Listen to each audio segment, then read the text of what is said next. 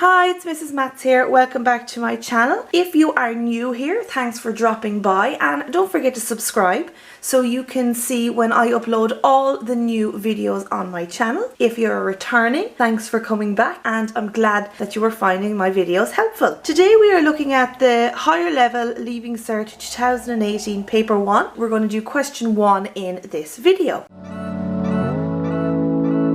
So let's get started. So part A of this question 1, we are asked to solve the simultaneous equations. Notice that there are 3 equations here. You have an x, y and z in each of the 3 equations. 3 variables that you need to solve. So generally what we do here, we do your basic straightforward simultaneous equations several times in order to kind of whittle down the variables that we are working with. So again, it's more difficult because you've got 3 variables or 3 things you don't know. My first job is to look at the 3 different equations that I have. As you can see, I have labelled them 1, 2 and 3 just so I can keep track of them as I go through the answer. I notice in equation 3 that the y variable is missing, so it has an x minus 3z equals minus 13. However, in equation 1 and 2, we have the x, y's and the z. I'm going to take equation 1 and 2 and I'm going to work to eliminate the y variable in that. I'm just going to park equation 3 for the minute. What I have done here is I have rewritten equation 1 and 2 and I'm looking to eliminate the y's here.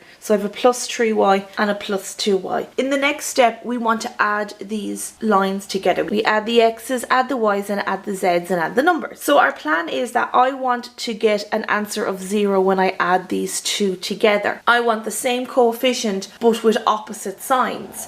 So in this case I'm looking for maybe minus 6y and plus 6y, and when I go to add those together I literally end up with no y, 0y. I'm doing this calculation deliberately to suit my situation, so I want to get rid of the y's and that's the best way that I can do it. Down here I multiplied the top line by minus 2 and I multiplied the bottom line by 3, and when I did those calculations and I added them together I get 5x plus 8z equals 50. Again, you'll see that I put a red box around that, so now I'm kind of connecting this and this together. Now I'm going to take my new equation that I've just made and the third equation in the list up here, and I'm going to do your traditional simultaneous equations here. I have chosen to get rid of the x's in this case purely because it was the easiest and the fastest method to do. I wanted to add these together and get 0x. I needed to make this x here minus 5, so I multiplied that line by minus 5. I worked it out and I found a value for 5 for z.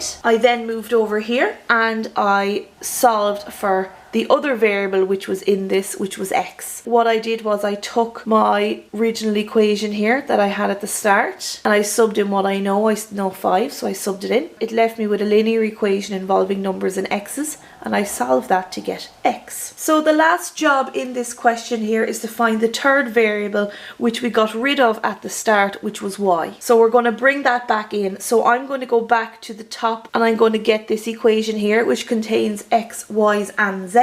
Bringing it back down here, I'm going to sub in what I know. I know that x is 2 and z is 5. I sub those in and again I'm left with another linear equation which is 3y equals minus 3. I isolate y. Y is on the left, numbers on the right, and I find that y is equal to minus 1. X is 2, y is minus 1 and z is equal to 5.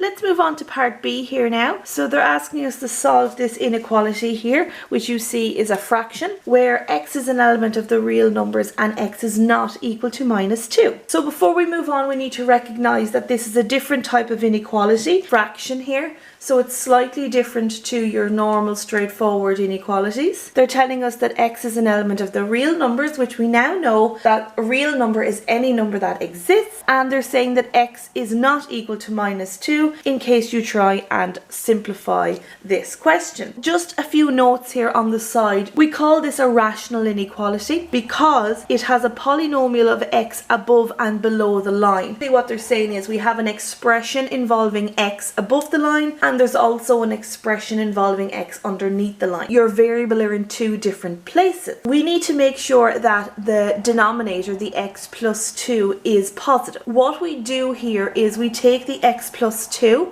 and we square it. Like anything in maths, when there is a denominator or when there is a fraction situation, it makes our calculations that little bit more difficult. So in this case, we need to make sure that the denominator is positive, but we also need to get rid of it at the same time. What we're going to do is we're going to multiply across this inequality by the denominator squared. X plus 2 in a bracket squared. I'm going to multiply the left hand side by x plus 2 squared, and I'm going to multiply the right hand side by x plus 2 squared. X plus 2 squared divided by x plus 2, which leaves us with x plus 2. The 2x minus 3 on the top line stays where it is, our inequality sign, and I multiplied out what x plus 2 squared is. If that's something that's rusty, go back and make sure that is crystal clear. Some students say that they feel that their teachers brush past these kind of calculations. The reason is that it is assumed that you know how to do the bread and butter calculations. If you're finding in class that it's gone too fast and you're not sure how to get from here to here, you need to go back and you need to revise these types of calculations and make sure that they are perfect. Moving on,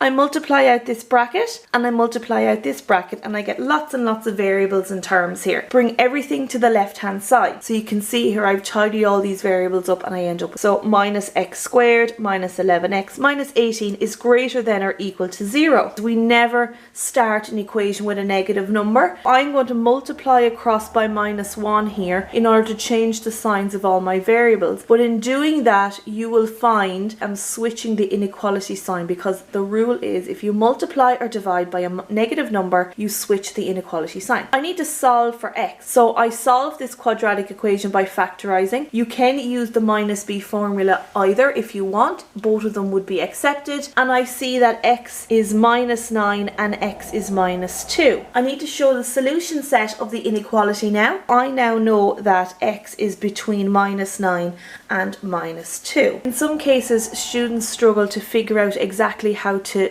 build this. There is no harm in doing a little quick sketch of that quadratic graph. You're wondering where is it greater than or equal to 0 on the graph. So if you're not sure how I got this from my solving, what you need to do is get a scrap of paper and sketch this. Where is this less than or equal to 0 on the graph? Where is it on or below the x-axis on the graph? And you will find it's between these two values, between minus 2 and minus 9. Because it cuts the graph at minus 9 and minus 2, it's going to be making this kind of shape across the x-axis. Say minus 9 is here and minus 2 is there. So we know between those it is less than 0. That's a very, very quick sketch. That is the end of 2018 Leaving Cert Higher Level Paper 1 Question 1. I hope you found it helpful. If you have any questions, don't hesitate to leave them in the comments box below. If you like this video, give it a big thumbs up. Don't forget to subscribe so you can be up to date with all my latest videos,